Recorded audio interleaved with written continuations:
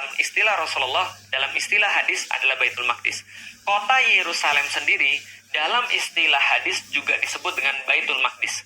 Dan tanah yang terjanji itu atau Ardul Mubarakah atau Ardul Muqaddas atau Ardul Muqaddasah itu adalah juga disebut dengan Baitul Maqdis. Jadi Baitul Maqdis itu ada tiga istilah. Pertama adalah istilah untuk kompleks masjidnya. Yang kedua adalah istilah untuk kota Yerusalemnya. Yang ketiga adalah untuk wilayah yang lebih besar yang dinamakan dengan bumi yang diberkahi atau bumi yang disucikan itu. Nah, maka ini yang mereka pengen untuk mereka masuk ke sana. Siapa yang saat itu memiliki Baitul Maqdis atau tanah yang terjanji yang menurut orang Yahudi pengen mereka jadikan sebagai the Jewish state itu, yang memiliki adalah orang Muslim yang pada saat itu bersatu dalam satu kepemimpinan besar yang dinamakan dengan Khilafah Utsmani. Nah, pemimpin Khilafah Utsmani pada saat itu namanya adalah Abdul Hamid II. Maka datanglah orang-orang Zionis kepada Abdul Hamid II untuk meminta izin.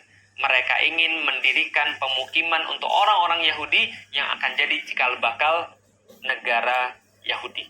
Bagaimana kemudian respon daripada Abdul Hamid? Maka mereka datang kepada pemilik tanah terjanji yang mereka inginkan sebagai tempat pendirian negara Yahudi, yaitu adalah Khalifah kaum Muslim. Khalifah daripada kekhilafan Utsmani yang pada saat itu adalah Sultan Abdul Hamid II. Maka apa respon daripada Sultan Abdul Hamid kepada Theodor Herzl dan juga kelompoknya? Ini adalah yang bisa kita dapatkan. Maka Sultan Abdul Hamid tidak ingin menemui Herzl, lalu mengirim pesan kepadanya, beritahu pada para Yahudi yang tidak sopan itu bahwasanya hutang-hutang Utsmani itu bukan merupakan perkara yang hina. Prancis pun punya hutang dan tidak mempengaruhi mereka. Yerusalem adalah bagian dari tanah kaum Muslim sejak Khalifah Umar menerima tanah itu dari Safronius. Dan aku tidak ingin menanggung malu dan beban sejarah dengan menjual tanah suci yang telah diamanahkan itu kepada para Yahudi, lalu mengkhianati amanah dan kepercayaan umat. Yahudi simpan saja harta mereka, sebab Utsmani tidak akan bersembunyi di balik istana-istana yang dibuat dari uang musuh-musuh Islam. Jadi teman-teman sudah tahu juga bahwa Utsmani pada saat itu berada dalam kondisi yang sangat-sangat decline, menurun, hutang-hutangnya banyak, dan mereka tidak memiliki cash flow yang baik. Maka orang-orang Yahudi itu datang dengan menawarkan uang untuk mereka. Dan itu adalah respons daripada Sultan Abdul Hamid pada 1987. Tapi tentu saja Yahudi tidak akan pernah menyerah, gitu kan ya, ketika mereka 1897. Jadi Yahudi tidak akan menyerah. Maka dia datang lagi pada tahun 1901 untuk menawarkan lagi kepada Utsmani sebuah penawaran yang lumayan bikin ngiler ya teman-teman sekalian ya. Yahudi kembali, maka mereka nggak main-main. Maka mereka menawarkan pada Sultan Abdul Hamid itu sekitar 150 juta pound sterling di masa itu. Nah, kalau sekarang itu kira-kira setara dengan 305 triliun ya, triliun rupiah minimal. Lalu kemudian diberikan lagi bonus kalau misalnya Sultan Abdul Hamid mau memberikan beberapa bidang tanah kepada orang-orang Yahudi untuk mendirikan negaranya itu, maka mereka memberikan bonus membangun Universitas Utsmani dan memberikan juga kapal perang kepada orang-orang Utsmani. Karena mereka sudah punya sponsor, kita tahu namanya Lionel Walter Rothschild atau yang dikenal dengan Sir Lord Rothschild gitu. Maka kemudian Abdul Hamid berkata lagi kepada Herzl yang menawarkan tawaran-tawaran itu tadi. Nasihati Dr. Herzl, jangan sekali-kali meneruskan proyek itu. Aku tidak bisa berikan tanah itu karena tanah itu bukan milikku. Tanah itu milik umat muslim yang telah berjihad dan menyiraminya dengan darah mereka. Yahudi silahkan simpan uang mereka. Lalu kemudian Abdul Hamid melanjutkan, jika khilafah Islam dimusnahkan pada satu hari, mereka boleh mengambil tanah itu tanpa bayar. Jadi kayak apa ya, kayak sebuah kedikdayaan gitu ya, sebuah kemuliaan, sebuah izah. Jadi pokoknya selama ada khilafah, selama aku masih ada, dan selama kaum muslim itu punya kekuatan, kalian nggak bakal bisa. Tapi kalau saya ini sudah nggak ada, ambil gratis aja. Seolah-olah ya Abdul Hamid mungkin nggak akan berpikir bahwa sebentar lagi khilafah itu ya tidak akan ada di muka bumi, sehingga kaum muslimin tidak memiliki pelindung dan tidak memiliki perisai. Lalu kemudian beliau katakan, akan tetapi selama aku masih hidup, aku lebih rela menusukkan pedang ke dalam tubuhku daripada tanah itu dikhianati dan dipisahkan dari khilafah Islam. Aku tidak akan memulai pemisahan tubuh kami selagi kami masih hidup. Jadi itu adalah jawaban final yang diberikan oleh Abdul Hamid kepada Federasi Zionis. Nah, setelah itu Zionis nggak pernah datang lagi. Tapi walaupun miswab, setelah Abdul Hamid menolak mereka itu, walaupun miswab, siapa yang merancang Perang Dunia Pertama ini, tapi yang jelas setelah selesai Perang Dunia Pertama ini, keuntungan yang didapat paling besar adalah keuntungan bagi orang-orang Yahudi. Jadi apa yang terjadi? Tahun 1914 muncul perang. Pada saat itu ada blok sekutu melawan blok sentral. Blok sekutu itu diketuai oleh Inggris dan Perancis.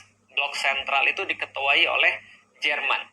Dan pada saat itu teman-teman sekalian, Khilafah Utsmani itu berada bareng dengan blok sentral. Loh kok bisa jadi bareng blok sentral berada sama Jerman? Itulah satu misteri yang sampai sekarang orang-orang juga heran. Kenapa Utsmani tidak mempertahankan netralitasnya, justru malah gabung sama blok Jerman. Dan kita sudah dapat sampai sekarang bahwa ada banyak sekali intrik yang terjadi di Khilafah Utsmani pada saat itu, bahwa sultan yang ada hanya sekedar sultan kayak apa ya, simbol saja, tapi pemerintahan itu sebenarnya dijalankan oleh satu partai yang partai itu tidak mau dikendalikan oleh sultan. Jadi berada di luar kendali sultan.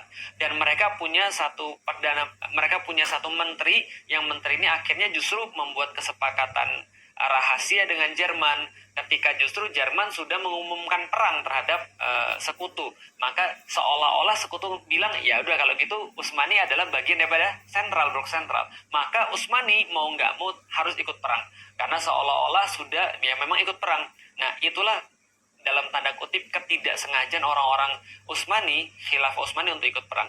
Dan hasilnya sudah kita ketahui, berakhir pada tahun 1916 dimenangkan oleh pasukan sekutu, dan saat itu seluruh yang kalah itu harus menanggung pembiayaan perang dan sekaligus kerugian perang.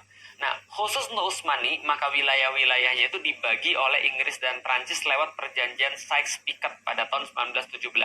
Sykes ini adalah seorang komandan dari Inggris, Picot ini adalah seorang komandan dari Prancis. Mereka bersepakat untuk berunding dan membagi wilayah-wilayah Utsmani. Dalam perjanjian ini, maka mereka membagi wilayah-wilayah, ada wilayah bagi Inggris, ada wilayah-wilayah bagi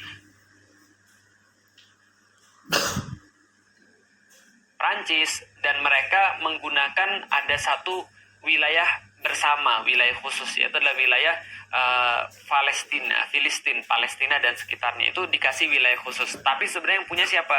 Yang punya adalah Inggris. Ketika kita sudah paham bahwa Inggris memiliki wilayah kaum muslim termasuk wilayah Palestina atau wilayah Baitul Maqdis, berikutnya kita sudah duga. Lord Rothschild langsung nulis surat permintaan kepada pemerintah Inggris, lalu direspon oleh Menteri Luar Negeri Inggris yang pada saat itu dijabat oleh Lord Balfour, jadi Arthur James Balfour. Maka Arthur James Balfour itu mengeluarkan satu deklarasi yang kita kenal dengan nama Deklarasi Balfour. Nah, jadi Deklarasi Balfour ini dikeluarkan pada tanggal 2 November 1917, yaitu adalah kata-kata kira-kira begini. Dear Lord Rothschild, I have much pleasure in conveying to you on behalf of His Majesty Government the following declaration of sympathy with Jewish Zionist aspiration, which has been submitted to and approved by the Cabinet. His Majesty Government view with favor the establishment in Palestine of a national home for the Jewish people and will use their best endeavors to facilitate the achievement of this object. It being clearly understood that nothing shall be done which may prejudice the civil and religious rights of existing non-Jewish communities in Palestine, or the rights and political status enjoyed by Jews in any other country. I should be grateful if you would bring this declaration to the knowledge of the Zionist Federation. Jadi pertama kali yang memberikan tanah itu kepada orang-orang Yahudi adalah Inggris. Dan Inggris memperkuat ini lewat diterbitkannya Mandate for Palestine. Pada tahun 1922, Inggris yang pada saat itu mengetuai Liga Bangsa-Bangsa atau League of Nations ini memberikan Mandate for Palestine untuk menjadikan legitimasi bagi orang-orang Yahudi untuk pindah ke tanah terjanji versi mereka dan mendirikan negara Yahudi. Nah, seperti yang sudah kita duga, sejak tahun 1920, 1921, 22 sampai dengan 1939, sampai dengan 1940 dan seterusnya, itu puluhan ribu, bahkan ratusan ribu atau lebih besar lagi, jutaan orang itu pindah untuk menuju kepada tanah terjanji. Yaitu adalah tanah yang diberikan oleh Inggris kepada orang-orang Yahudi. Dan apa yang kemudian berikutnya terjadi? 29 November 1947, pasca Perang Dunia Kedua, di mana pemimpin dunia sekarang sudah berganti, awalnya adalah Inggris berganti menjadi Amerika, maka Amerika mengubah dari Liga Bangsa-Bangsa, daripada League of Nations menjadi United Nation, menjadi Persekutuan Bangsa-Bangsa, PBB. Maka PBB inilah yang akhirnya seolah-olah menjadi penengah untuk menyelesaikan konflik yang ada di Palestina. Mereka bilang, kalau gitu kita bagi dua aja. Ini perampokan yang sangat luar biasa. Penjajahan yang di awal diamini oleh PBB adalah penjajahan atas negeri Palestina, penjajahan atas negeri Baitul Maqdis. Kenapa? Karena mereka langsung membagi wilayah menjadi dua. Ada wilayah Israel, yaitu ada 55% daripada tanah Palestina, sedangkan 45% diberikan kepada orang-orang Arab. Itu adalah usulan daripada PBB, namanya UN Partition. Partisi yang diberikan oleh PBB pada tahun 1947 tanggal 29 November. Nah, ini adalah satu penjajahan dan satu perampokan yang besar. Menindaklanjutin itu semuanya, orang-orang Israel kemudian mendirikan negara Yahudi. Jadi Israel Declaration on a Jewish State. Jadi mereka akhirnya memenuhi apa yang mereka inginkan. Mereka bentuk Der Judenstaat pada tanggal 14 Mei 1948, di mana Perdana Menteri pertamanya adalah David Ben Gurion. Maka pada tanggal itu didirikan negara Yahudi, negara Israel, dan sekaligus menjadikan Palestina stateless, menjadikan Palestina itu tidak punya negeri, tidak punya hak sebagai manusia. Karena itulah apapun yang mereka lakukan senantiasa pasti mereka yang salah. Kenapa? Karena mereka tidak diakui oleh hukum internasional yang